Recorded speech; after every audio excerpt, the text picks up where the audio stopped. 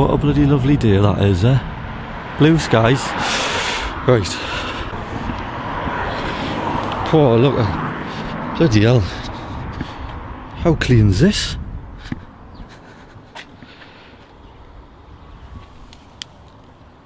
He must have had this washed, me dad. It's absolutely immaculate. And you seen the state of mine? What the... I can't be having that, like.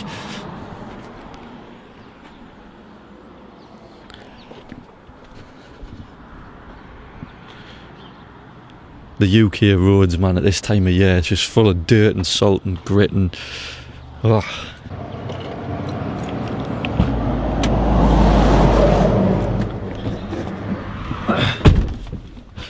Welcome back to another YouTube video, everyone. Now, after seeing me dad's van in that extremely good condition, I cannot make this video with the van in the condition that it is. So change of plan, we're going to go and get it washed first. Once it's clean, then we'll crack on with the video.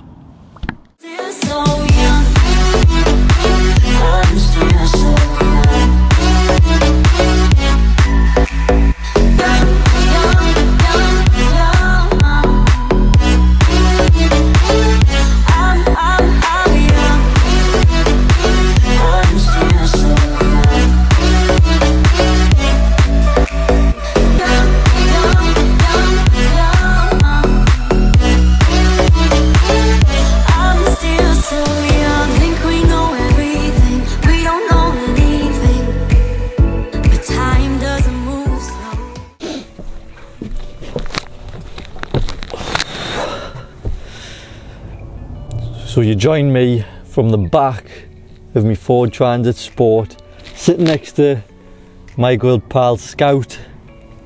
It's actually really comfy in the back of here. Like, it would be so perfect to do like a road trip or something in this van. You've got so much space, it's so much leg room. You could easily just have a little sleep in the back of here. I've had a few requests to do a video on what to look out for if you are buying or looking at buying a Ford Transit Sport. Now, before we jump into this, alright, because this video is going to be kind of like a buyer's guide on what you've got to look out for when looking into buying a Ford Transit Sport, but I've got a confession to make. I'm not a Ford Transit expert. I know some of you will probably be disappointed, thinking, well, Nathan, I thought you were the man to come and see about Ford Transits. What can I say? I'm sorry. Now, that's not to say that I don't know anything about these vans and what to look out for, because I've had quite a bit of experience with them. I don't know them from top to bottom, do you know what I mean? I don't know all the ins and outs of them, but I have had my fair share of experience, and that's what I'm going to share with you guys today.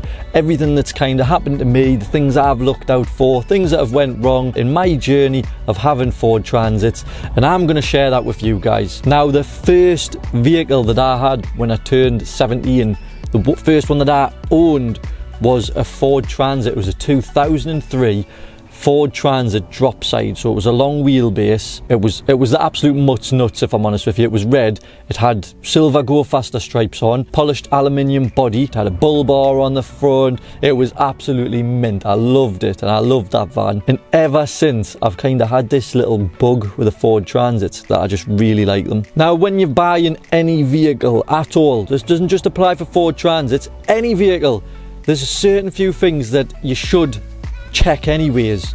Well, I hope you're checking them, because if you're not, then you should probably pause the video here and go and look into what this stuff is first before you start looking at this. These things are like service history, MOT history, your HPI stuff, because I'd be a little bit concerned, just a little bit concerned if you're not checking these things out first before you start looking at the stuff I'm about to share with you. And then when you go to actually look at the van, test drive the van, things like that, and you're getting that little bit closer to thinking, this is the dream. This is when my little guide is going to come into play. I think it's safe to say that there's a fair few fakes or copies out there of the Sport model, which I have nothing against whatsoever, because they look mint. So why people copy them is obviously for that reason. And you can buy the kits relatively cheap and just put them on a normal van, and if that's what you want to do, go for it. I have nothing against that whatsoever. If you're wanting to buy a genuine Sport that is things that might give it away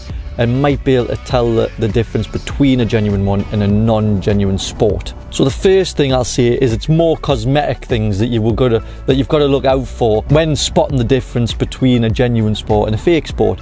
Now you do get some fakes, mind, some good ones, some really good ones. To be able to tell the difference between the sport model and the standard model, the first things that pop out to you is it's got a sport body kit on it. So it's got the bit of the wider arches on, it's got the nice low front bumper with the fog lights in, and it's got like a silver strip along the very bottom at the front. The side skirts have a silver sticker on them, so that goes for pretty much every sport as standard. They will come with that silver little sticker on along the side, so if you're not sure, definitely check that out, because if it's a kit, it's probably just painted, but somebody might remove the sticker, so it could be a genuine sport but without the sticker on. Do you know what I mean? Do you see where I'm going with this? It's a bit 50-50 on some things. So another big thing that really makes these vans stand out is the wheels. Now the wheels are 18-inch MS design alloy wheels. They tend to come out over, the concave is out over rather than in over. Alright? Now you get a lot of wheels that look like these wheels, but the concave's in over. So that's how you spot them. The concave's in over, they're not real wheels. And also, if they are the genuine MS Design alloy wheels, they'll generally come with the MS Design centre caps on them. Now mine don't have them on because I took them off and I tried to paint them and I made a right hash of it, so I had to buy some Ford ones from China. Another majorly cool thing about these vans that you can tell apart from the standard ones is that on a sport van you get that great looking twin tailpipe on the back on the right hand side. Again though, when these tailpipes rust or they fall off or whatever happens to them, alright, if you do get genuine sports without them on, because they're very, very hard to get hold of. I think they're quite expensive to buy new if they still even make them, and I know second hand it's just literally a tip, an exhaust tip, and I think I've seen them second hand for like 300 quid. And this is why I've got so much security on this van, because they do go missing quite a lot. These vans get stolen regularly. Now these vans come as 140 brake horsepower as standard with a 6-speed manual gearbox. That's what's in mine. However, I do believe that the very, very early ones, so like 57 plate, they were 5 speeds, so don't be put off if you're looking to buy one and it's an early model and it's a 5-speed, because I think they did make a 5-speed 130 PS model, and then later on, I think in 2008, released a 6-speed 140. Also, if you have a look under the engine bay, you'll probably find that on the turbo there's like an actuator. That is not, as far as I'm aware, not on the majority of standard vans. It is something I think that is specific to the sport.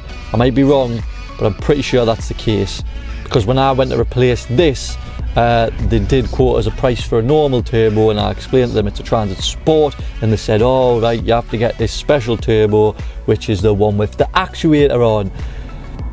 Now if you go in the inside, the seats, they've got this very distinct pattern to them, and I believe that this pattern is only in the Transit Sport. And I also know that the Sports do come with a leather interior, so it's a light grey leather interior. So if you've got one of them interiors, the chances are it is a Sport. And to go along with the interior, you should have, in any sport van, pretty much every optional extra you can get. So you should have heated windscreens, heated driver's seat, you should have cruise control, electric windows, electric mirrors, all that shebang.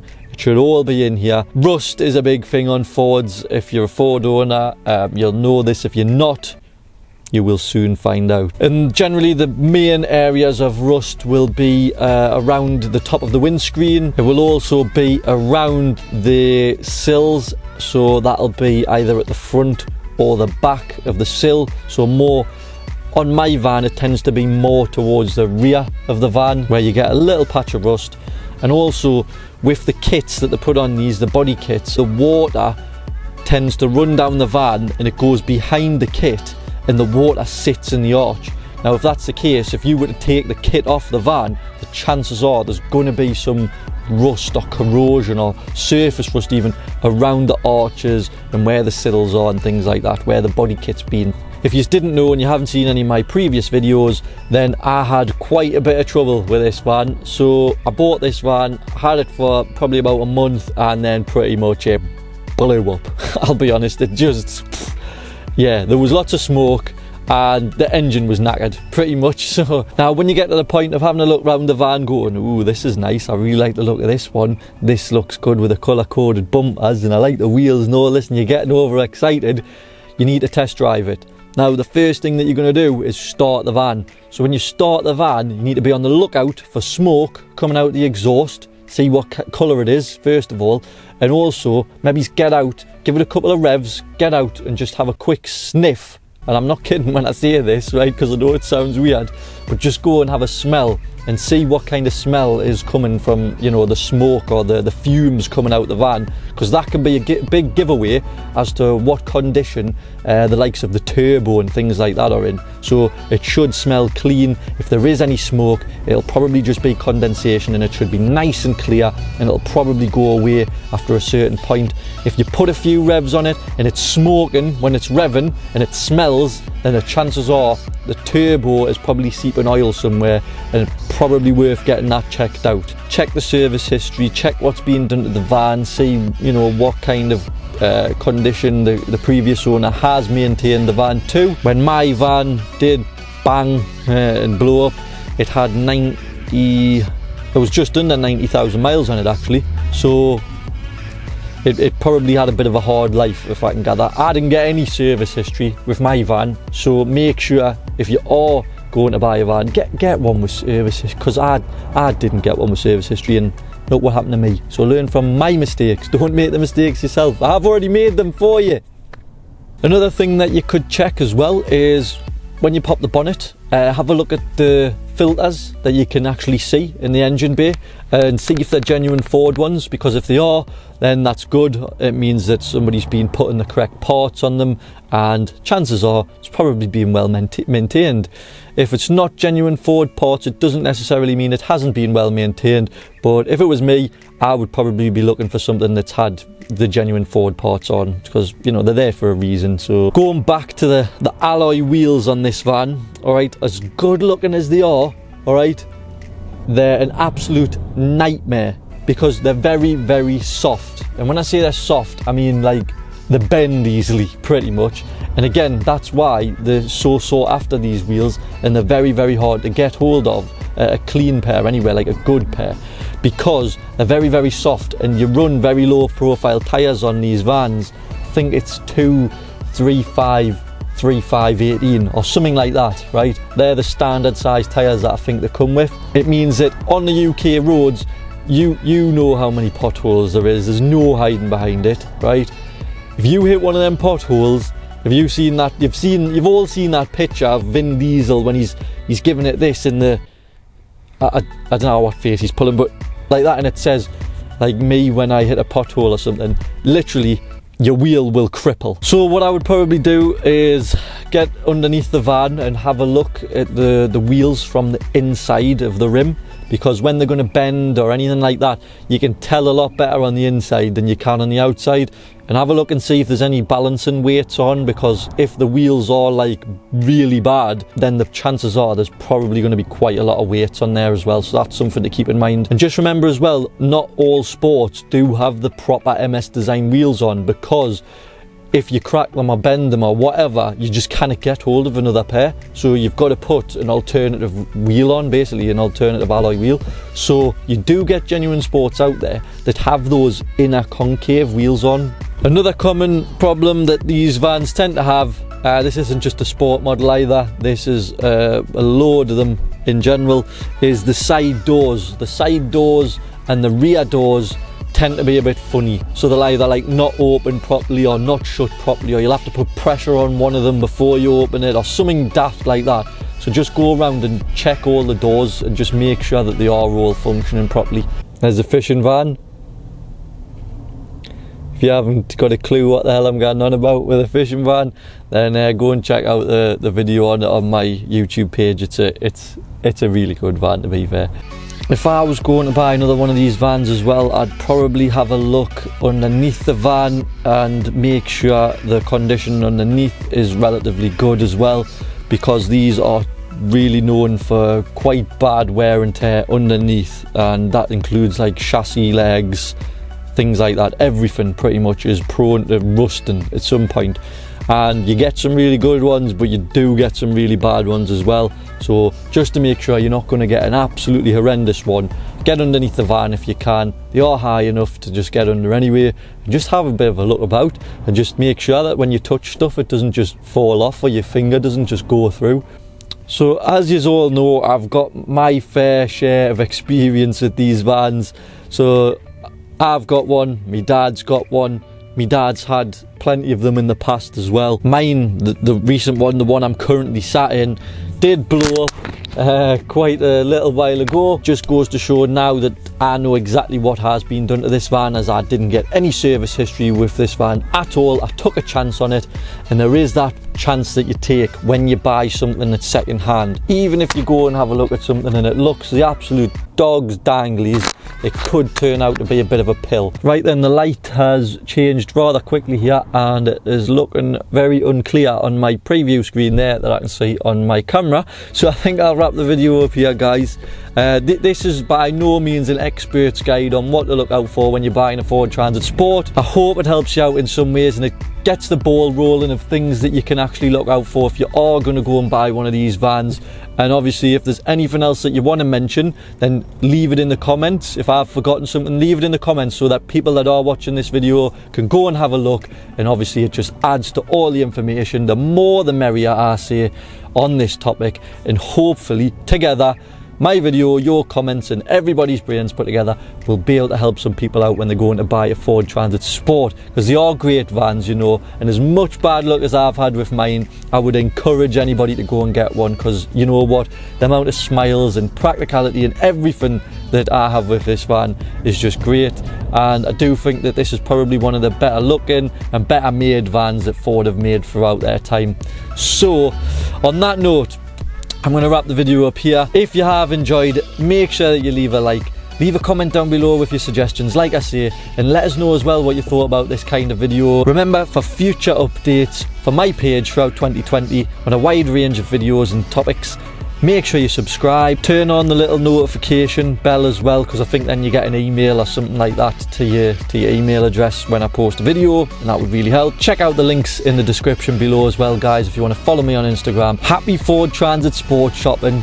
Enjoy the rest of your day. Have a fantastic week. Peace.